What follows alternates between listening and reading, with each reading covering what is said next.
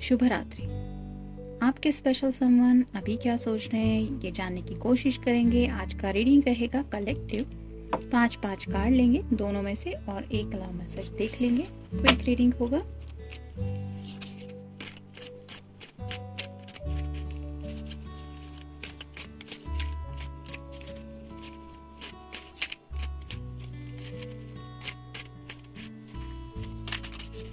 एक, दो, 3, 4 और ये होगा 5।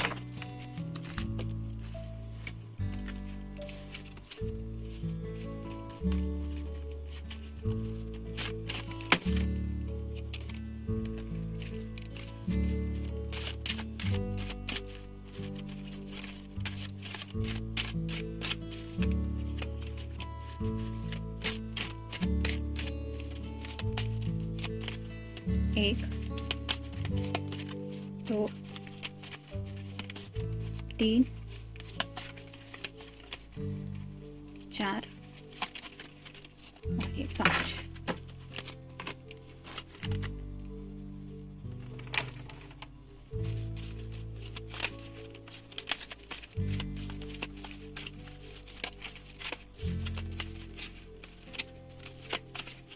ये रहा message.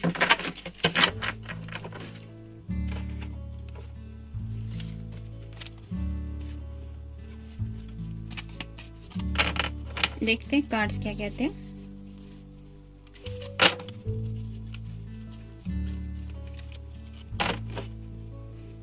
The world. May be आपका या आपके पर्सन का साइन हो सकता है लियो, या फिर वृषभ राशि भी हो सकती है यानी कि टॉरस। तो दुनिया भर की बातों के बारे में तो शायद इन्होंने दिन भर में काफी कुछ सोच लिया है, काफी कुछ है इनके दिमाग में दिन भर का। लेकिन सेंटर स्टेज पे सिर्फ आप है, यानी कि आपके जो भी स्पेशल समवन है, मेल फीमेल जो भी पर्सन, वो आपको अपनी दुनिया समझते हैं। और इसीलिए शायद रात को सोने से पहले उन्हें ये बात जरूर याद आती है कि उनकी दुनिया आपसे किस हद तक जुड़ी हुई है। यानी कि आप अपने घर में हैं और वो अपने घर में, फिर भी इनके दिलो दिमाग पे जो सर्कल हावी रहता है वो आपसे जुड़े कनेक्शन का रहता है।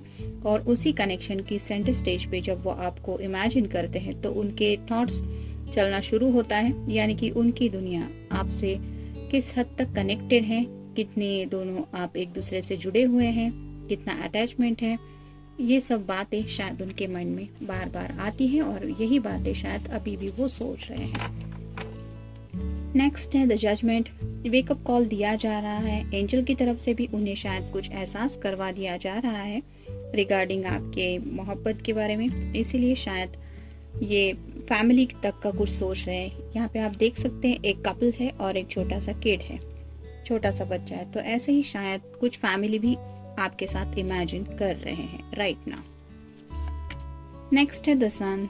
ये टैरो का सबसे अच्छा कार्ड माना जाता है। जैसे यहाँ पे ये बच्चा बहुत ज्यादा खुश है और ऊपर आप देख सकते हैं सूरज भी मुस्कुरा रहा है, वैसे ही शायद ये ख्याल ही फैमिली, आपके साथ फैमिली इमेजिन करने का ख्याल ही इस पर्सन को शायद इतनी खुशी दे रहा है कि वो उसी इमेजिनेशन में ही खुश हुए जा रहे हैं। और ये घोड़ा जो है वो रिप्रेजेंट करता है सुकून को। तो ये ख्याल कहीं ना कहीं उनके दिल को काफी ज्यादा सुकून दिला रहा है और उसको इमेजिन करके ये खुद भी चाइल्ड लाइक एनर्जी में पहुंच गए हैं, बहुत इनोसेंटली आपके बारे में सोच रहे हैं।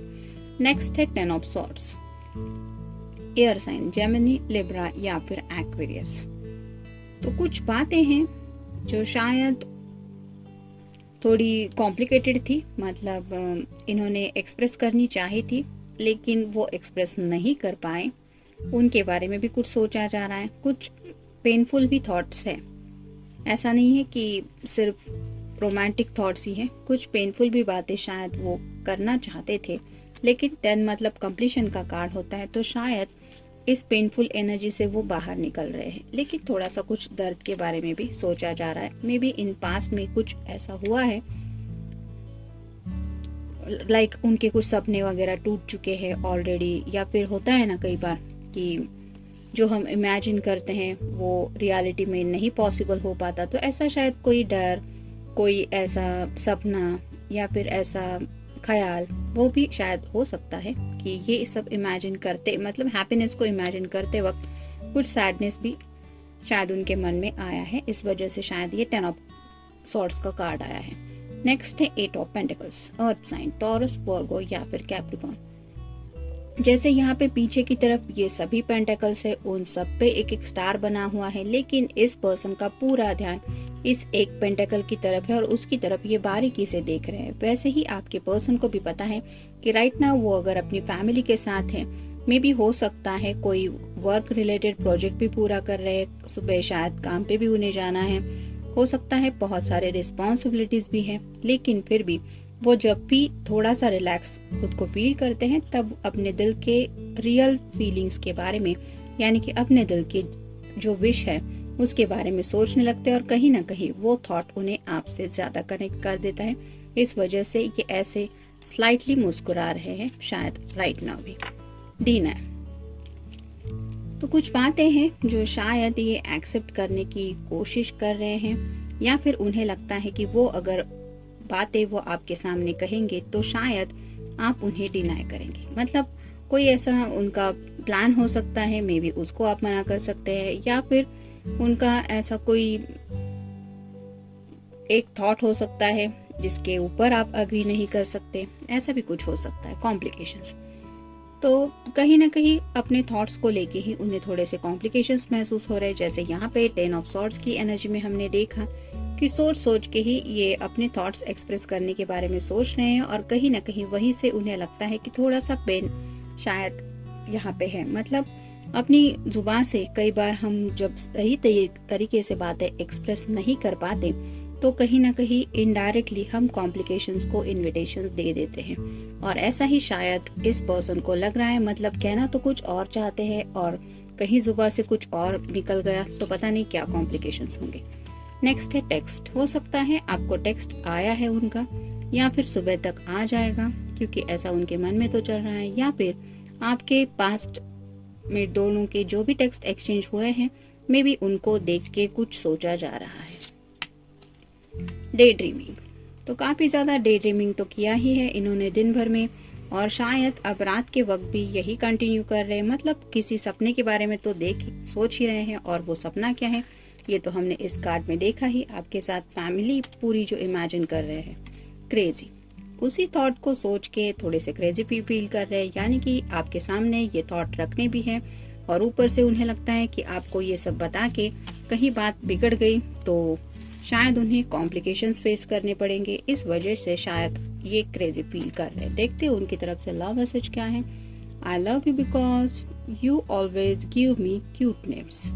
तो हो सकता है ये जो टेक्स्ट का मैसेज आया है उसमें शायद आपने उन्हें कई सारे ऐसे टेक्स्ट किए हैं जिसमें आपने उन्हें बहुत सारे क्यूट नेम से बुलाया है, और उन्हीं नेम्स को याद करते हुए राइट नाउ ये आपसे किस हद तक प्यार करते हैं इस ख्याल में खुद को खो चुके हैं। तो ये था रीडिंग, मिलते हैं नेक्स्ट रीडिंग में। Till then take care.